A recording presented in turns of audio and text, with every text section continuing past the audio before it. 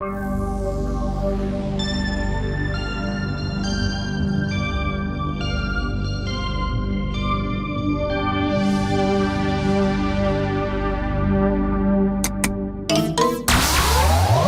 Tara! Hiya, Marco. What's up? My friend Kevin needs a little help studying for his earth science test. Do you think you could pencil us in for a session? Well, I do know a thing or two about earth science. And I hear that you're a real whiz at reviewing for science tests. Thanks, Tara. Kevin is already waiting for us at my super science station. Off we go!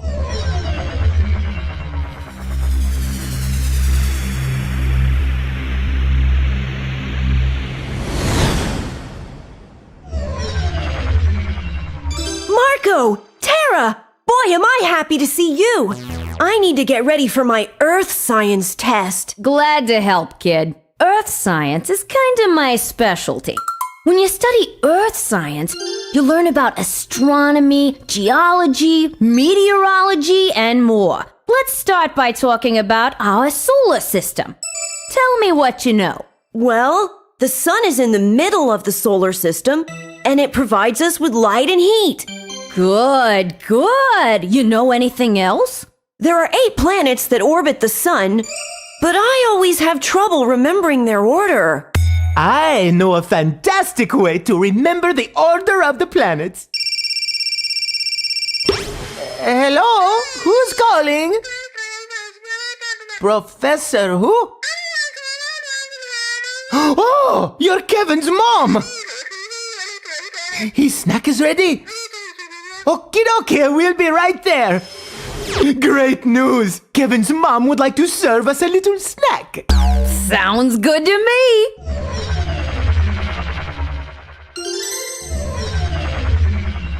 So, Kevin, I didn't know that your mother was a professor. Oh yes, she's very educated. Here you go. Enjoy. Oh my, what just happened? My very educated mother just served us nachos. That's it. That's the order of the planets. Huh? I see what he's getting at. Take the first letter of each word in the sentence. My very educated mother just served us nachos. And that will give you the first letter of the name of each planet. My Mercury. Very Venus. Educated Earth. Mother Mars. Just Jupiter. Served Saturn. Us Uranus. Nachos Neptune. My very educated mother just served us nachos. Mercury, Venus, Earth, Mars, Jupiter, Saturn, Uranus, Neptune. Exactly. My very educated mother just served us nachos. Mercury, Venus, Earth, Mars, Jupiter, Saturn, Uranus, Neptune. Hey, that's pretty cool. That makes it easy to remember the planets. Great! Now back to the Solar System Learning Center at my Super Science Station. But what about the...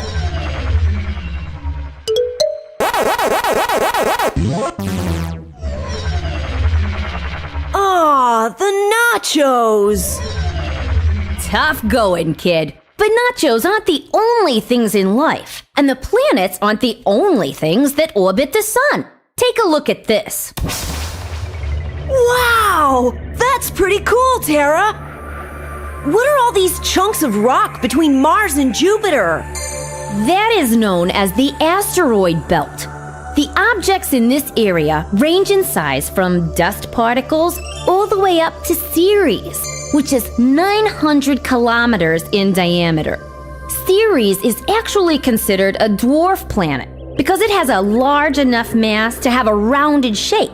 But as you can see, it's not large enough to have cleared its orbit around the sun.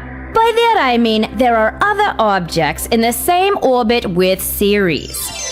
All of those other chunks of rock and metal are known as asteroids. Is Ceres the only dwarf planet? Nah, we've got more. Every so often, a group of professional astronomers from around the world meet to assign names to objects in space. 3 dwarf planets they've named are Ceres, Pluto, and Eris. Looks like there's another asteroid belt further out. That's called the Kuiper Belt. Whoa! What's that? Oh, that's a comet. Comets are collections of ice, dust, and small particles of rock.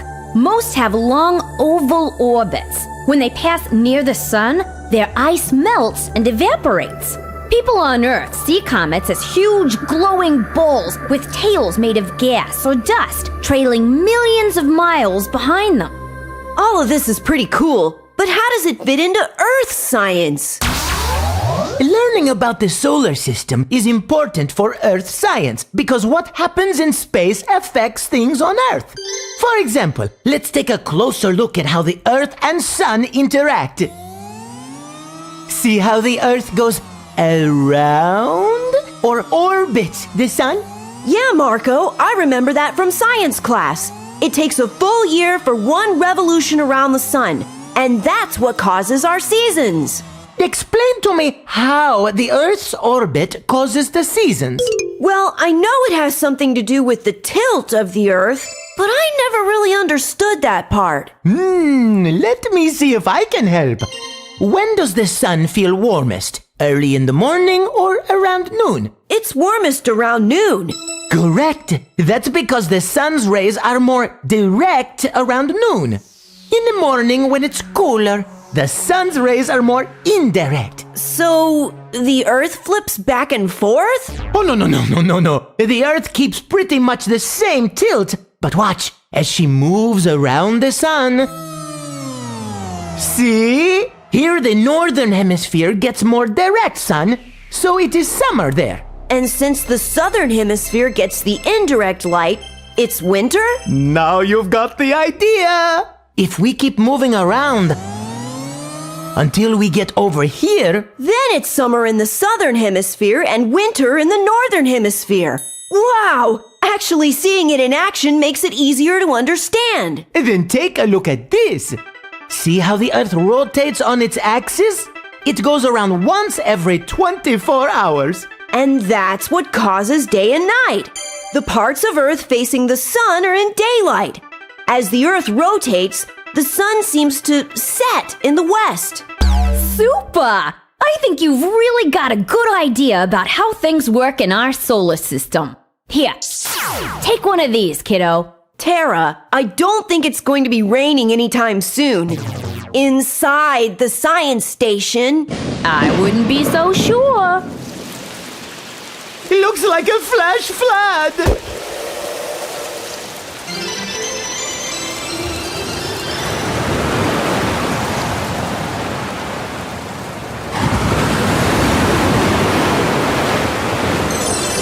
We got here whether or not you wanted to. Oh, brother. Here at the Water Cycle and Weather Learning Center, we'll learn how the water cycle affects weather on Earth. The sun provides the energy that drives the whole water cycle. As the sun heats water on Earth, water evaporates into the air. As the water vapor cools in the atmosphere, it condenses into small water droplets that form clouds. When the water droplets get too heavy, they precipitate back to the ground. Then the water accumulates in aquifers, rivers, lakes, and the oceans. And the whole thing can start all over again. Water turns to vapor by evaporation. Clouds form slowly in the sky by the process of condensation. When the droplets get too heavy, they fall as precipitation. Rain or sleet or snow that melts. Then comes accumulation. Evaporation. Condensation, precipitation, accumulation. Okay, I think I understand how the water cycle works, but why does it rain and snow places other than over the water? Good question. We get rain and snow and other precipitation in all kinds of places because the sun heats the earth unevenly. Land heats and cools faster than water. And we know that it's warmer near the equator than the poles. All of this uneven heating keeps cold and warm air moving and it makes changes in air pressure. Here's how those air pressure changes cause wind. Cold air weighs more than warm air, so the pressure of cold air is greater. When the sun warms the air expands, gets lighter, and rises. Cooler, heavier air moves to where the warmer and lighter air was. In other words, wind usually blows from areas of high air pressure to areas of low air pressure. Now, warm air can hold more water vapor than cold air. So as the air gets colder, You get condensation and then precipitation. there you go. But it is the temperature of the air that determines the kind of precipitation. Rain happens when drops of liquid water fall on the surface of the earth.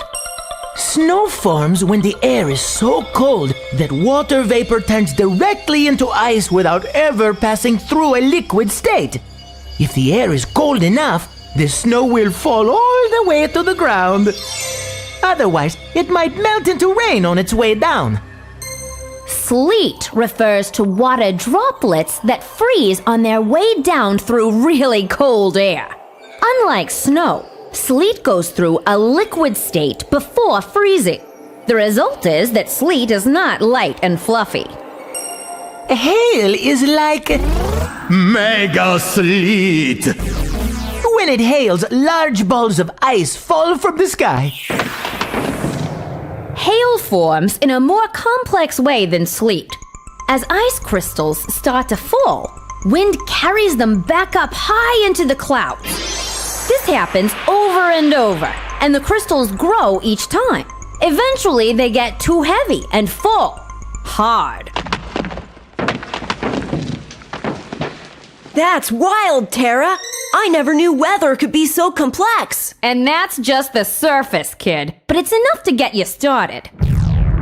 Ooh, those nachos aren't setting so good. Are you okay? She'll be fine, but I'm a little worried about us. If there's an earthquake!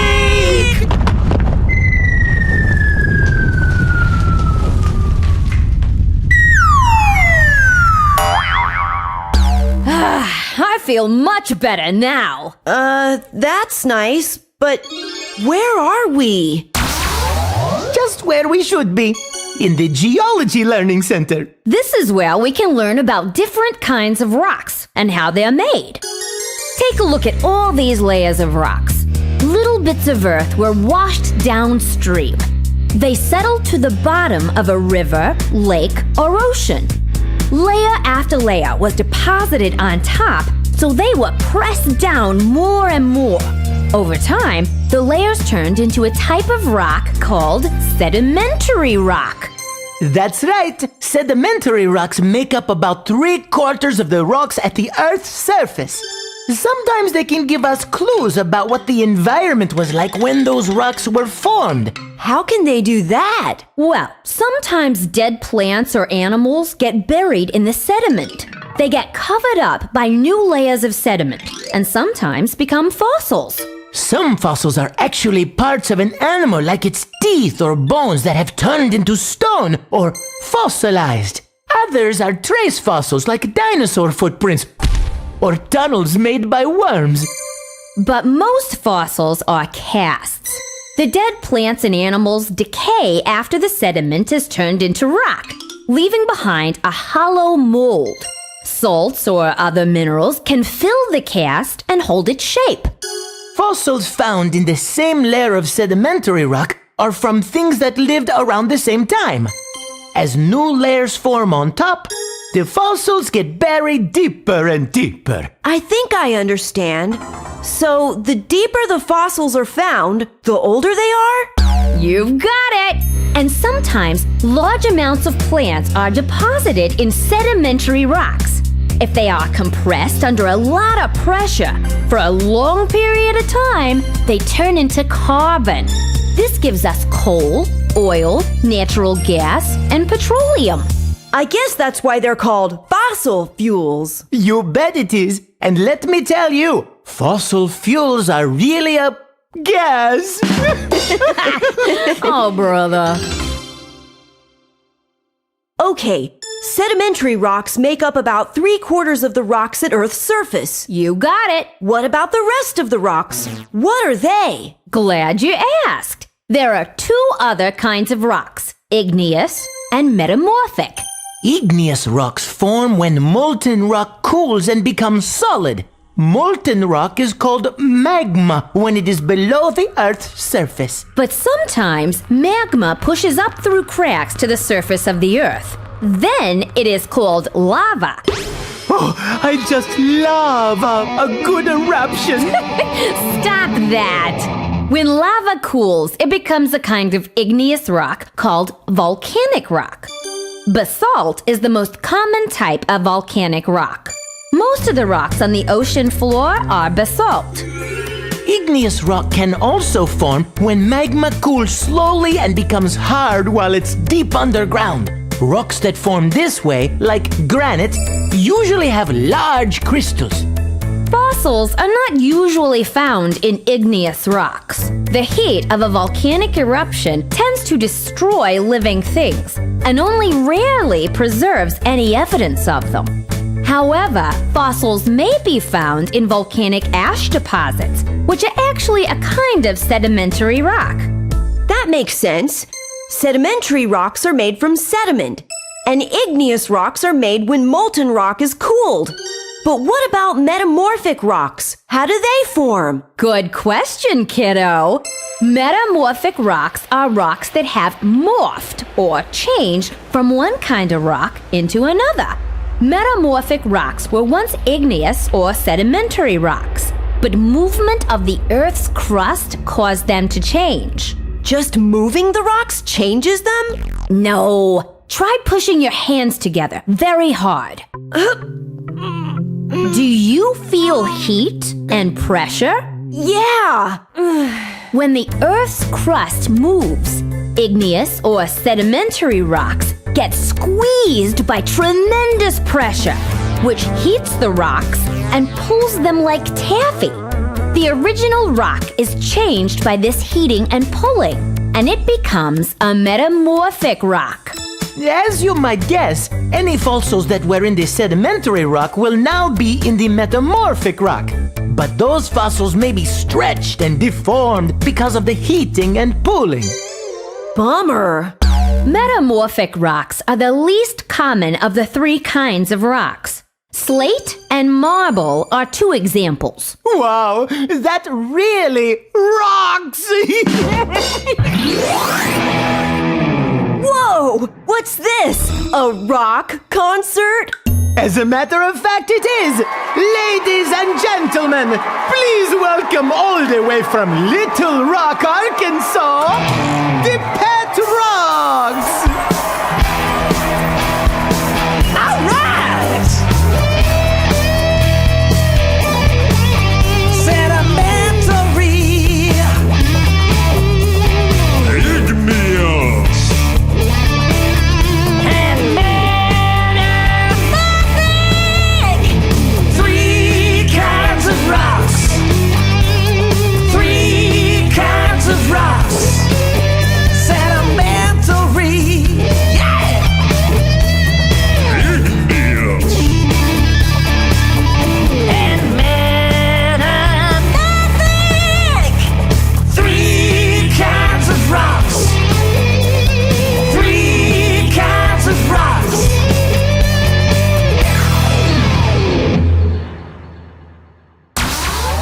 Even though two rocks may be formed form the same way, they can be made up of different kinds of minerals. That's right.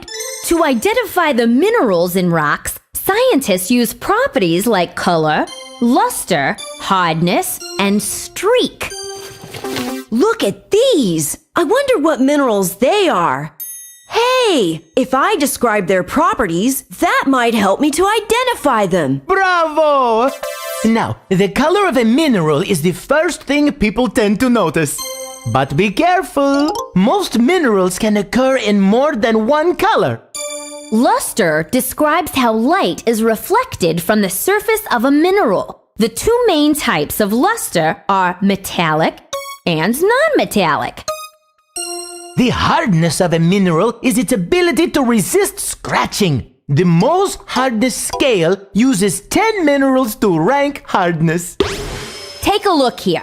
A diamond is the hardest naturally occurring substance with a hardness of 10.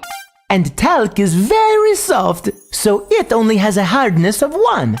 That's all good and fine, but how can I find out the hardness of the minerals in this box? With a little scratching. Not that kind of scratching. We'll use minerals and objects from the Mohs scale.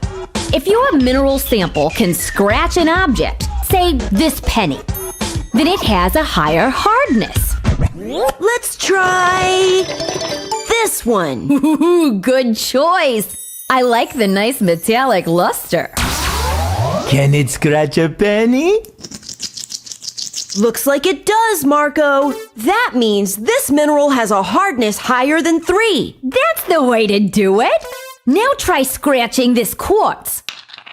Nope. And look, the quartz will scratch my mineral sample. So it has a hardness between 3 and 7. We could keep on scratching away with different materials from the Mohs scale to narrow it down even more. But I think you get the idea. I sure do. Thanks, Tara.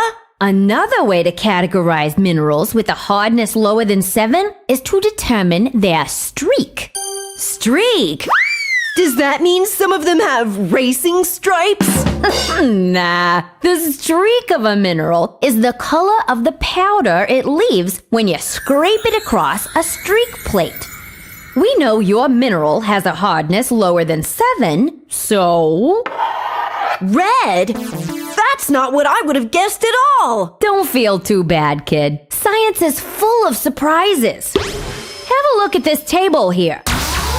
Do any of those descriptions match your mineral? Let me see. Steel gray, hardness 5.5 to 6.5, rust red streak, metallic luster. I'll bet this is hematite. That's the way to do it. Great job.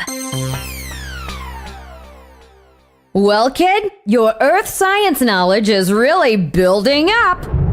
It looks like something else is building up under my chair. Hey, that sort of looks like a volcano.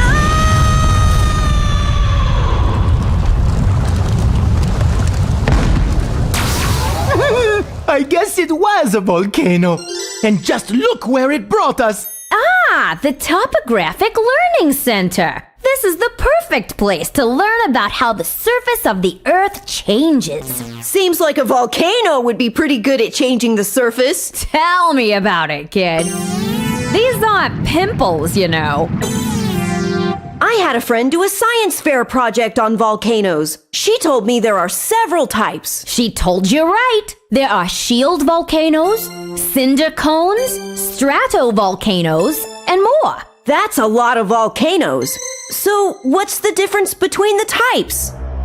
Shield volcanoes are built by layer upon layer of lava. Their eruptions travel great distances from a central vent or group of vents, so they have broad, flat, rounded shapes. They kind of look like a shield lying on the ground. That's a great way to remember the name. But while they may look flat from above, they can still get pretty tall. Mauna Loa is the largest shield volcano. Mauna Loa means long mountain, but it stands over 13,000 feet above sea level. and it rises over 28,000 feet from the ocean floor. It would be the world's tallest mountain if it weren't mostly underwater. Maui wowie! Actually, it's on the Big Island of Hawaii. The eruptions of shield volcanoes usually don't have much ash, and they are fairly safe for scientists to monitor. But some other kinds of volcanoes can throw hot ash and cinders into the air. These can form a pyroclastic flow, which travels very fast and burns almost everything in its path. That's the truth. The temperature of a pyroclastic flow can reach over 500 degrees Celsius. Whoa! What kind of volcano can do that? Stratovolcanoes can. They are quite beautiful, like yours truly, but they tend to be tall and symmetric with steep sides. A few stratovolcanoes that you might have heard of are Mount Fuji in Japan, and in the USA, you'll find Mount St. Helens and Mount Rainier in Washington State, and Mount Hood in Oregon. Not Oregon, Oregon. Those stratovolcanoes really are beautiful. What about cinder cones? Ah, the little guys. You can often find cinder cones on the flanks of shield volcanoes and stratovolcanoes. When a cinder cone volcano erupts, cinders of lava are blown into the air and fall around the opening of the volcano. The pile of cinders forms a small oval-shaped volcano that can grow to about 1,000 feet, but some are much smaller. Many cinder cone volcanoes have a bowl-shaped crater at the opening. Hey, Marco! What causes volcanoes in the first place? To explain that, let's dig a little deeper. Deeper into the earth, that is. Earth is divided into 4 layers: the solid inner core, the liquid outer core, and the mantle. That's the thickest layer. And last and least is the crust. Least because it's the thinnest layer. The rocky outer crust is made of plates that fit together sort of like puzzle pieces. These plates move a little bit each year as they slide on top of a weak layer of the mantle. This hotter, deeper layer of the mantle can be pushed and pulled like putty. The whole process is called plate tectonics. The edges of the Earth's plates touch each other. As they move, the plates may just slide past each other. But the plates can also spread apart or even crash together. Sometimes when 2 plates collide, large mountain ranges, such as the Himalayas, are formed. That happens if the 2 plates have the same density, so they fold as they move together, much like 2 kitchen rugs pushed together. That explains mountains, but I wanted to know how volcanoes are formed. Hold your horses, kid. If colliding plates have different densities, one plate can be forced back down into the deeper regions of the Earth. That plate can begin to melt when it reaches a depth which is hot enough. The molten crust rises back towards the surface where it helps make volcanoes and islands. Whew, that's a long process. Is that how all volcanoes are formed? Well, no. Here's another way. As the plates move, hot spots under the crust may find weak places in the plates or between 2 plates that are moving apart. This will allow magma to come to the surface from deep within the Earth. The result is a volcanic eruption, which can add new landmass to existing land or even form new islands. Okay, let me get this straight. Volcanoes can form where the plates are pushing together, where they're pulling apart, or anywhere the Earth's crust is weak. That's the way the cookie crumbles. And the Earth's crust, too. I cracked myself up. Oh, that's a good one. Oh, Marco. Now that you have an idea of how Earth's surface can be built up, Let's talk about how it can be worn down. Weathering is the process that causes rocks to crack and fragment. Since rocks form in different ways and are made up of different minerals, they react differently when exposed to temperature changes, moisture, particles in the air, or pressure changes. I suppose that means there are different kinds of weathering. That's right, Kevin. One thing that causes weathering is frost. When water freezes, it has an unusual property. Unlike most materials that contract when they are cooled, water expands when it solidifies into ice. This can put incredible pressure on rocks. Water gets into the pores or cracks of the rocks and then freezes. So when the water freezes, it expands and causes pieces of the rock to break off.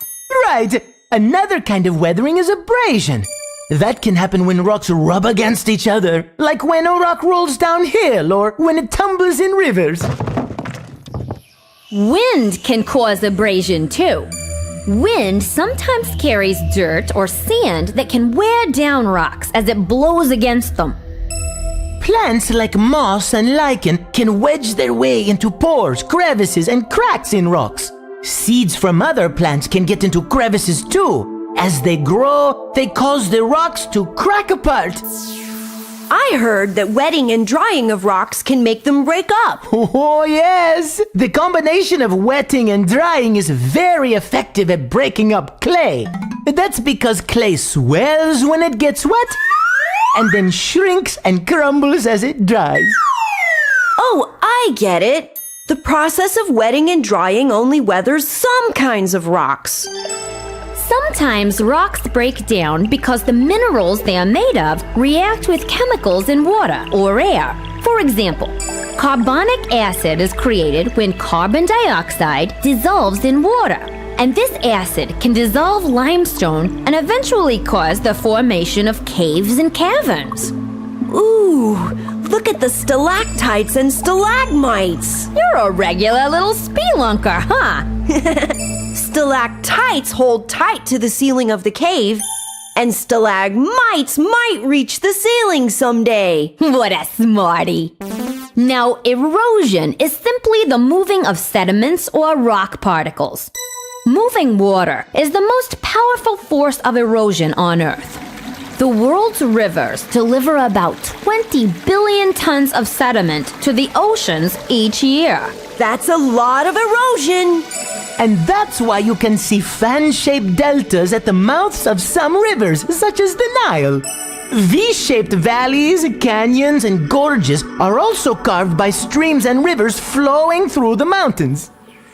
Moving air, or wind, is another important mover of sediment, especially in dry regions. When tiny sand grains are lifted and carried by the wind, they can sculpt rocks into a variety of shapes. Sand dunes are hills of sand deposited by the wind, such as those at Great Sand Dunes National Park in Colorado. But of all the things that cause erosion, my favorite is a glacier. Glaciers form when snow piles up over time and turns to ice. The glacier begins to flow outwards and downwards under the pressure of its own weight. Like great rivers of ice, glaciers have sculpted mountains and carved out U-shaped valleys. Valley glaciers flow down valleys, and continental glaciers, such as the ones on Greenland and Antarctica, flow outward in all directions.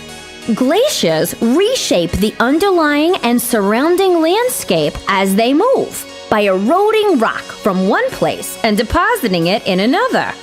That's called deposition. Glaciers, rivers, and wind are major forces of deposition that can build up the earth in some places. And I think I've got the scoop on erosion. Erosion is when the earth is worn down. It can happen because of water, wind, or ice. That's right, kid. Weathering and erosion work together to reshape the surface of the earth. Water and cracks of rocks can turn to ice in the winter, and make the cracks bigger. Over time, bits and pieces of the rock break off and fall away. Wind can pick up these small bits and wear down weaker parts of rock. Rain can wash the small bits away.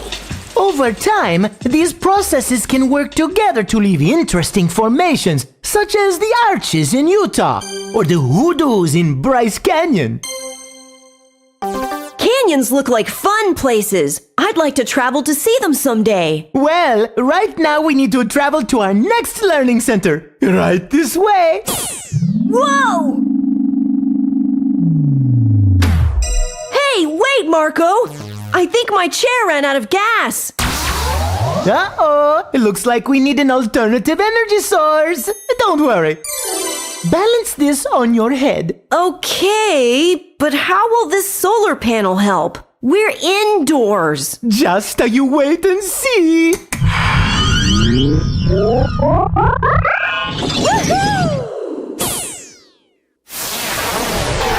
Yeah! Hiya, boys! I see you used a perpetual resource to get here. Perpetual resource? Yep. A perpetual resource is one that cannot be affected by human use. Perpetual resources are also called inexhaustible resources. They include things like solar energy that can be converted into electricity. Solar energy can also be used to heat water or air for homes and businesses. Sounds like we should use solar energy for everything. Well, solar energy is very dependent on the time of day, the time of year, and the weather. So, in order to be efficient, a large surface area is required to collect the energy from the sun. But scientists are working on ways to get around that. Is solar energy the only perpetual resource? Oh no, there's always the wind. Remember that the wind is caused by uneven heating of Earth by the sun, so it's an indirect form of solar energy. The wind blows stronger and more consistently in some areas. Wind turbines and wind farms can be built in those places to convert the wind energy into electricity. And there's also geothermal energy. Heat from the earth can be used to make steam or hot water to heat buildings or generate electricity. Some scientists are even looking at ways to utilize the oceans to produce energy for us without causing any environmental damage. They've come up with a few ways of tapping the energy from tides and waves. We might even find a way to use temperature differences in the ocean to produce energy. In some regions, the surface water can be 40 or more degrees Fahrenheit warmer than the deep water. So, perpetual resources include solar, wind, geothermal, and ocean energy. What other kinds of resources are there? Glad you asked, kiddo.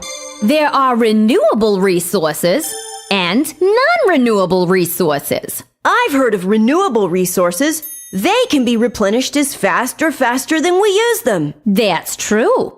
But the problem is that usually the demand for resources like wood, crops, soil, and water increases over time. If the demand gets too high, these resources cannot be replenished fast enough. We have to be careful and keep things in balance.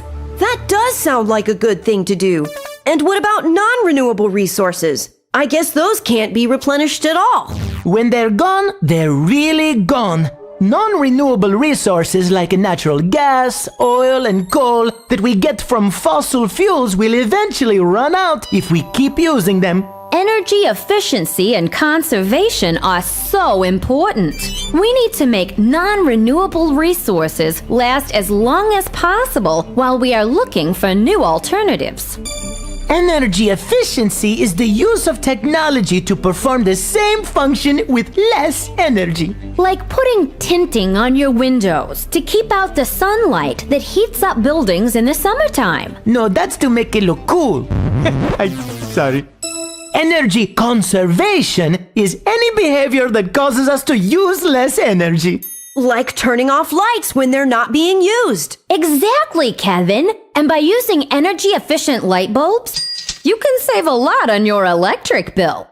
Another way to conserve energy is by insulating and weatherizing homes and buildings. That way you use less air conditioning and heating. You can also save on heating and cooling by placing trees, shrubs, or other landscaping to block the wind and provide shade.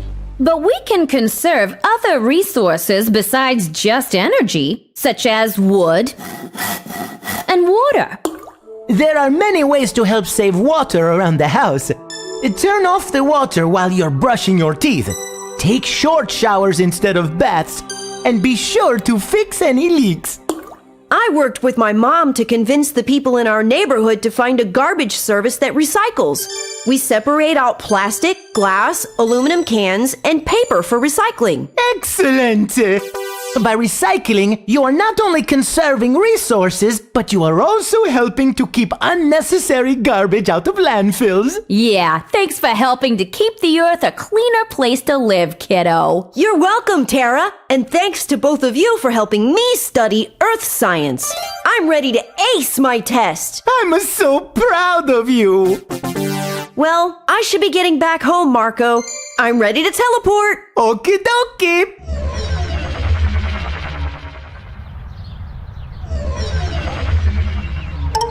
Huh?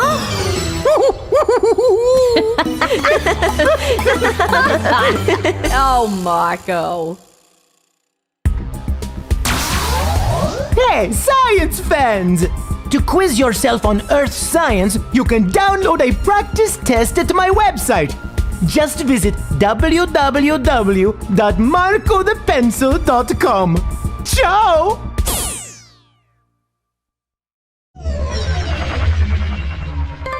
Now that we've reviewed some of the material from Earth science, let's see how well you might do on a practice test. For those of you following along, you might want to use pause when a question first comes up to see if you can choose the right answer before Kevin. Let's begin with some questions about the solar system. 1. Look at the diagram of our solar system below. What is the name of planet 5?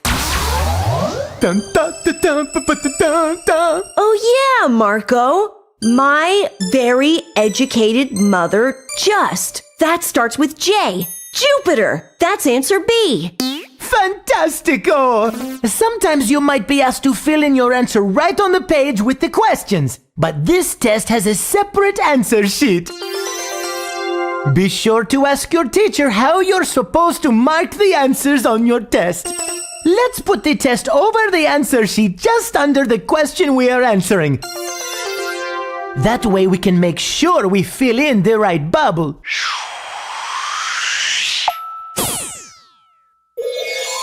Two.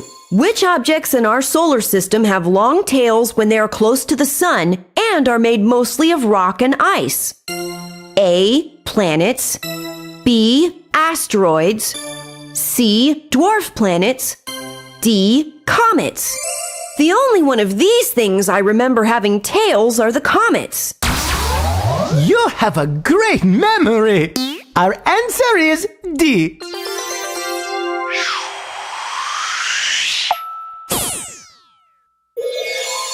Three. What causes day and night on Earth? A. The Earth orbits the sun. Nah. Earth orbiting the sun combined with the tilt of the Earth's axis is what gives us seasons, not day and night. B. The moon orbits the Earth. The moon orbiting the Earth causes the tides to rise and fall on the Earth, but it doesn't cause day and night. C. The Earth rotates on its axis. I think this is the right answer. Right you are! See, the sun lights up half of the Earth. The parts that are in the sunlight are experiencing a day. The parts that aren't in the sunlight are experiencing a night. And if we could look down at the Earth from the North Pole, we would see that the Earth is rotating counterclockwise. So the sun seems to come up in the east and set in the west. Maybe I should check this last answer just to make certain C is the best choice. Good thinking, Kevin. D, the sun orbits the Earth? That's ridiculous. Everyone knows that the sun doesn't orbit the Earth. That means our answer is C. The Earth rotates on its axis.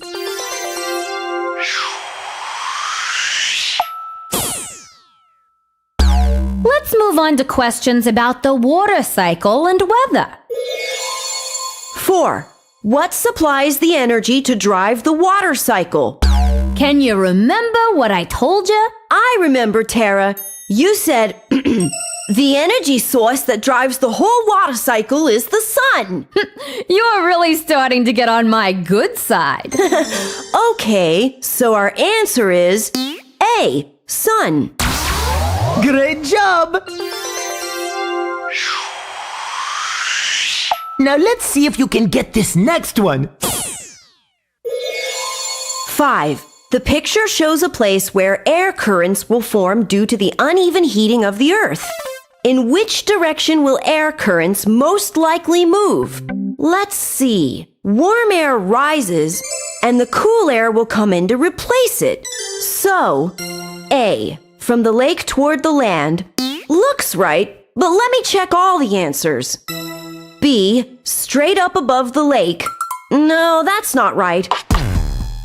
C, from the land toward the lake. That's backwards.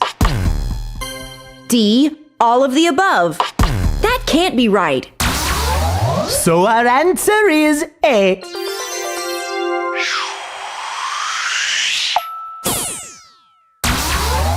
I'm glad that you look at all of the answers carefully. Some students make the mistake of choosing all of the above every time it's an answer choice. Not our boy. He's too smart to do something like that. Aw, thanks, Tara. Now, do you remember anything from the Geology Learning Center? I sure do. Sedimentary rock is formed in layers, and the deeper the layers, the older they are. That ought to make this next question pretty simple. 6. The rock column above shows the layers in a sedimentary rock formation. The 3 core samples to the right were taken from the rock column on the left. According to this information, which fossil is the oldest? Well, the deepest layer is layer 1, so it is the oldest. Since the fossil on the bottom of core sample X came from layer 1, it is the oldest fossil. So the answer is C. Super! Let's see if you can get the answer to this next geology question. 7. Why are most fossils found in sedimentary rocks? Let me read through the answers. A. Fossils can be distorted in metamorphic rocks. That's true. You bet it is! Metamorphic rocks are made by pressure and heat on other types of rocks. That could really mess up any fossils in the rock. But let's look at all the answer choices. B. Igneous rocks were too hot when they formed. Considering that igneous rocks were made of molten rock, I'm sure they were too hot to preserve any fossils. What about C? Sedimentary rocks are best for preserving organisms. This one's also true. So the answer must be D, all of the above. Great job!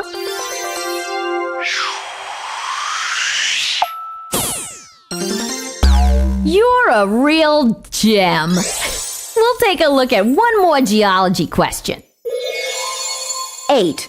The chart below shows part of Mohs hardness scale for minerals. A student is testing an unknown mineral for hardness. The unknown mineral is tested against fluorite, but neither mineral scratches the other. Which of the following conclusions can the student accurately make? If the unknown mineral didn't scratch fluorite, and fluorite didn't scratch the unknown mineral, they both must have a hardness of 4. Keep that in mind while we look at the possible answers. A. The unknown mineral and orthoclase will not scratch each other. Orthoclase is harder than fluorite. So orthoclase would scratch the unknown mineral. A is wrong. B. the unknown mineral will scratch calcite. That's true. Yup, calcite is lower on the hardness scale. But let's not be too hasty. Read the last two answer choices. C, the unknown mineral will scratch orthoclase. That's the exact opposite of what would happen. D, the unknown mineral will not scratch gypsum. That doesn't seem right. No way! Gypsum is even lower on the hardness scale than calcite. So our answer is B.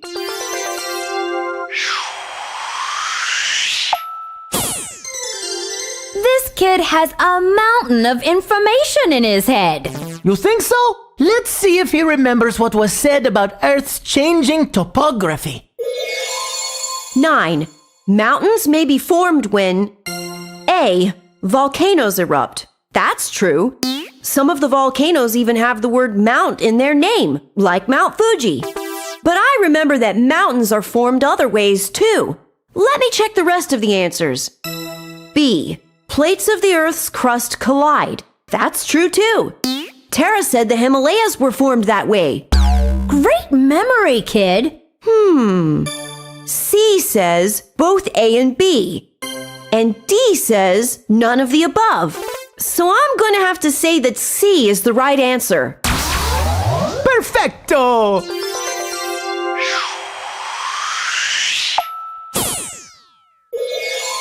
Ten. Which of these processes can be caused by movement of the Earth's plates? Let's see. The highest mountain range in the world, the Himalayas, were formed by plates colliding. And the islands of Hawaii were formed because of a plate moving over a hot spot. Some of those islands still have volcanic eruptions. That makes all of the answers true. So our answer is D. All of the above.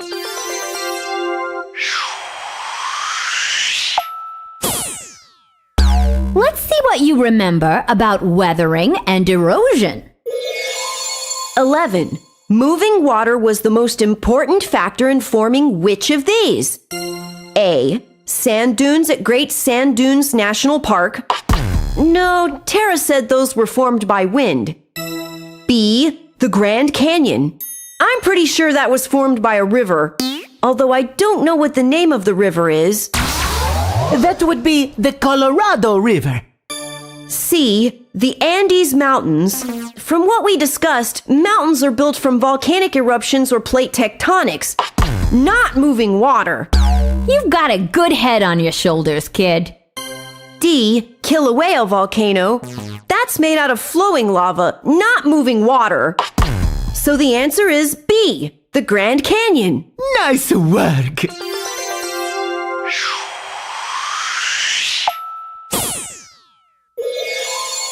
Ooh, that's a nice picture. I'd like to go there someday.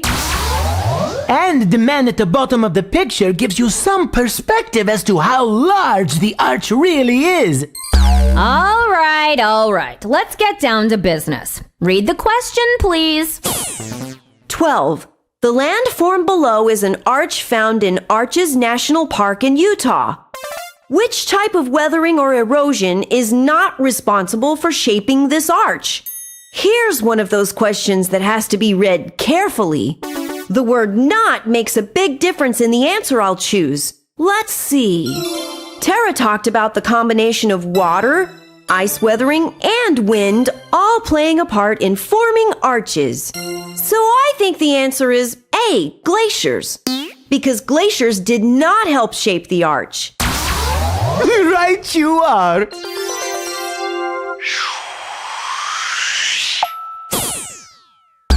You're a smart kid.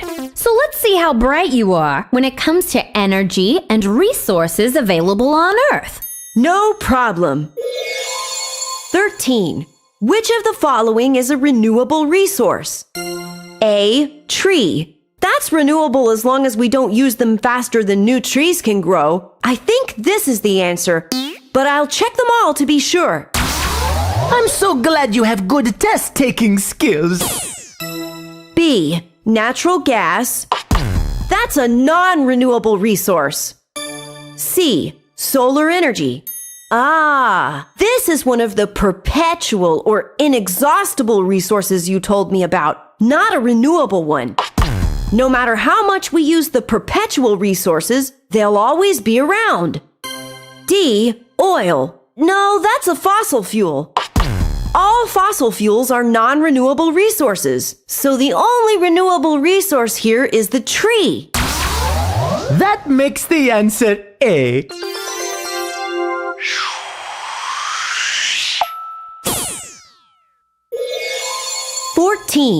Watering plants and grass in the early morning is one way to conserve water. Why? A. Plants only absorb water in the morning. No, plants can absorb water any time of day. Take a look at the next one. Okay, Marco. B. Less water evaporates into the air in the cool morning. This leaves more water for plants to absorb and allows shorter watering times. That's true.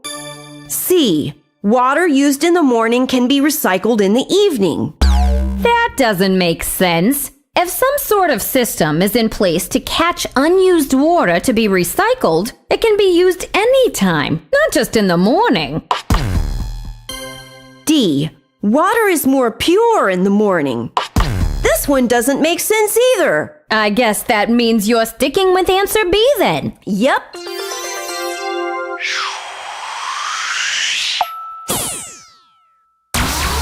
And now for the last question. 15. Which of the following is not a way to help conserve energy? A. Plant trees in the landscaping around buildings. The trees would provide shade from the sun and help to block wind. Which would help with cooling and heating bills. But the question is asking which one is not a way to conserve energy. How about B? Turn off machines when they are not being used. That's definitely a way to conserve energy. Check the next one. Sure thing, Marco. C. Both A and B. No, those are both good ways to conserve energy. So that means our answer must be D. Take lots of bubble baths.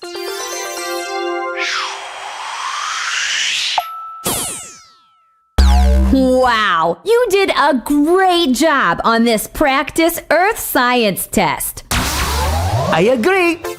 Nice work. Hey, science fans, you can download this Earth Science test at my website. Just visit www.marcothepencil.com. Ciao!